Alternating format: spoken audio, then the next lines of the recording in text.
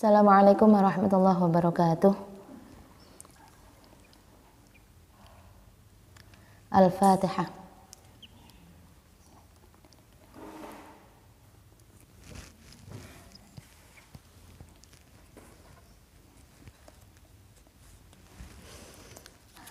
Alhamdulillah bisa bertemu lagi dalam ngaji As-Sittin Al-Adliyah. Kita sampai pada hadis 52, hadis yang masih dalam bab kesalingan ya. Kalau yang kemarin misalnya itu ya, saling masing-masing antara suami dan istri punya hak gitu ya, monggo saling menghormati. Oke, kita langsung baca hadis yang ke-52.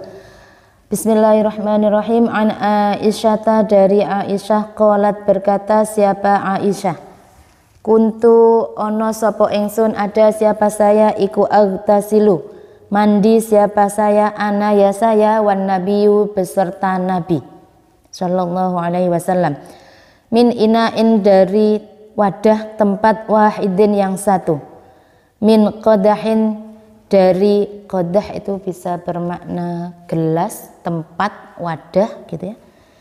Yuqalu dikatakan lahu maring qadah al-farq, atau ada yang menyebutnya al-farq, tempat gitu ya, gelas, bak gitu ya. Rawahul Bukhari, rawa meriwayatkan hu ing hadis siapa al-Bukhari, Imam Bukhari. Ini salah satu hadis yang menceritakan keromantisan Nabi bersama Aisyah. Jadi ingat ya, lagu Aisyah yang lagi viral ya, Aisyah. Aisyah bercerita bahwa Aisyah itu juga kadang-kadang mandi bersama Nabi di satu wadah, di satu tempat gitu.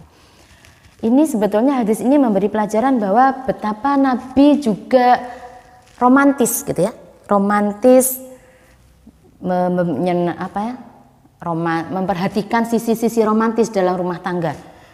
Jadi jenenge nikah itu ya ojo serius tok, mumet nggak serius tok gitu. Ya harus ada guyonnya, harus ada romantisnya, harus ada rileksnya memang ya. Jadi enaknya nikah gitu, guyon aja dapat pahala, berromantis ria dapat pahala gitu. Beda kalau masih pacaran kan gitu ya, kalau masih pacaran kan masih bergombal-gombal ria dan itu tidak berpahala gitu. Kalau dalam pernikahan bergombal-gombal ria itu berpahala gitu. Jadi hadis ini menceritakan tentang salah satu sisi keromantisan keluarga Nabi bersama Aisyah. Diceritakan bahwa Aisyah juga mandi satu tempat bersama Nabi gitu. Jadi monggo tidak kemudian tidak berarti bahwa istri itu harus tunduk dingkluk manut sing tidak boleh apapun terhadap suami. Oh, nyatanya Nabi juga mandi bareng. Berarti kan itu menunjukkan hubungan yang mesra, hubungan yang apa ya? Yang bukan seperti atasan kepada bawahan. Kalau hubungan suami istri itu dibikin kayak atasan pada bawahan, ya nggak kira mandi bareng gitu. Wedi, soalnya mesti nanti si istri akan takut mandi bersama suami ketika relasinya adalah relasi seperti juragan kepada anak buah. Tapi dalam rumah tangga tidak seperti itu.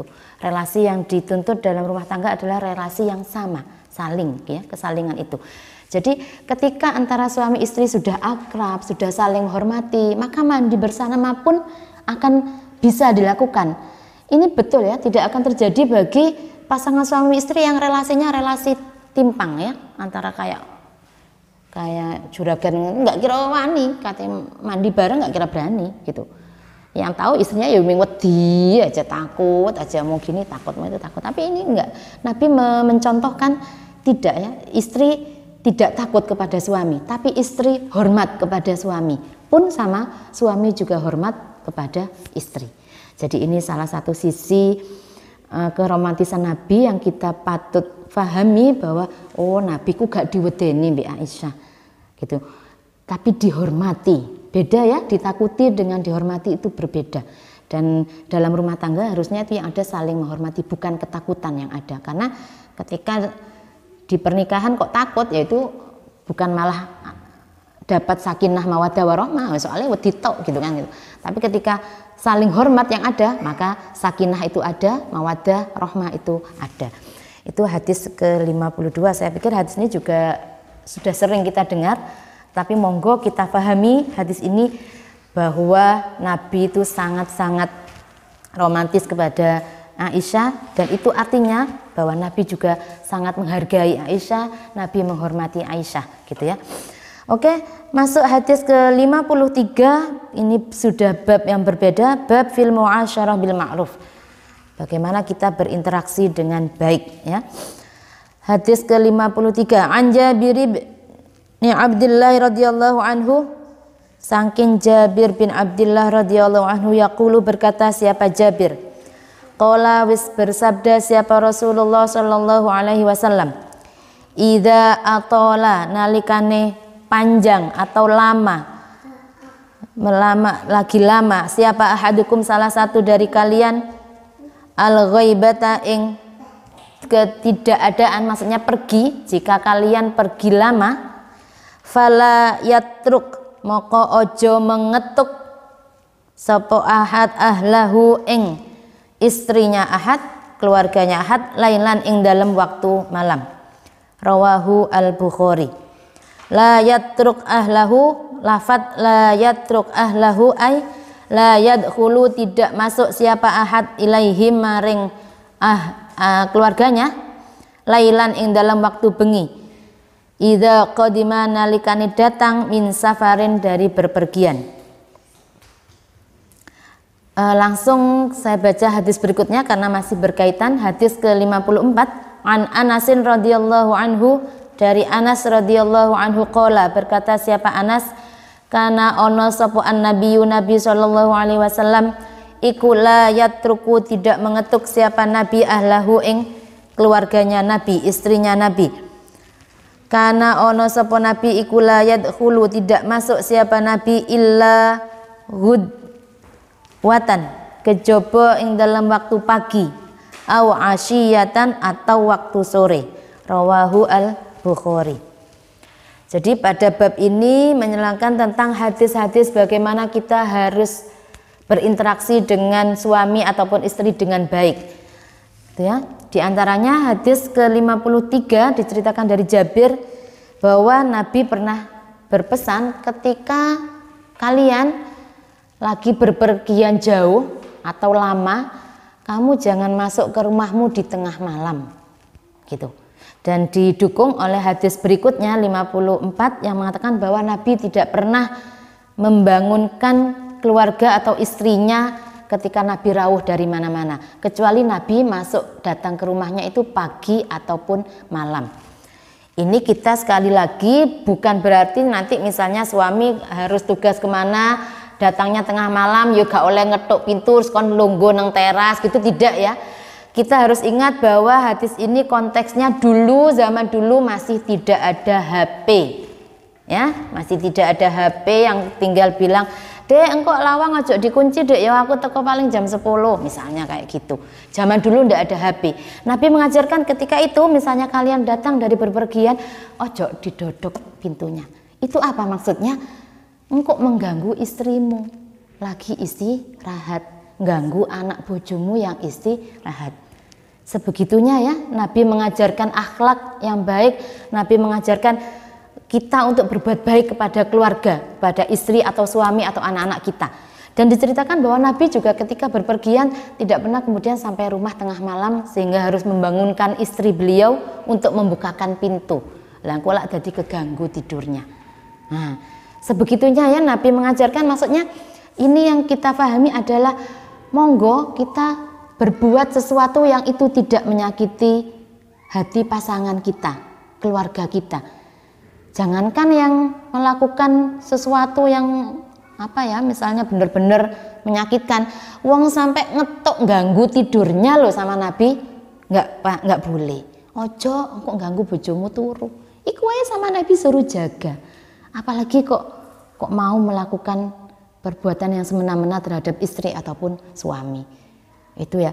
Jadi kalau sekarang ini nggak bisa kita pahami tekstual ya. Oh ya berarti lah ngono aku misalnya teko jam 10 wis gak mulai ae sisan wis tak nang liyane ya tidak gitu. Kalau zaman sekarang ada HP kan gampang ya, mudah tinggal kontak-kontakan. Aku pulang jam segini ya apa? Oh ya udah Mas, kuncinya tak taruh sini ya gitu. Jadi sering ya misalnya kita pun aku nanti pulang malam ya udah kuncinya tak cantolin di vas atau tak taruh di belakang bunga Mas, nanti sampean masuk sendiri gitu. Nah, itu bisa dikomunikasikan.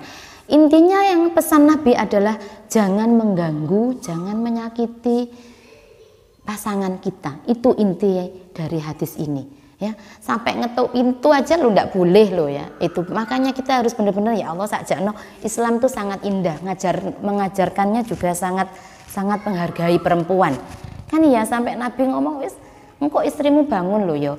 Gitu kok sekarang banyak cerita juga yang terjadi ketika suami datang malam dodok gak dibuka bisanya marah, gak dibuka aku capek nggak cepet dibuka gini-gini nanti masuk apalagi nggak ada makanan gini-gini marah-marah dan lain sebagainya.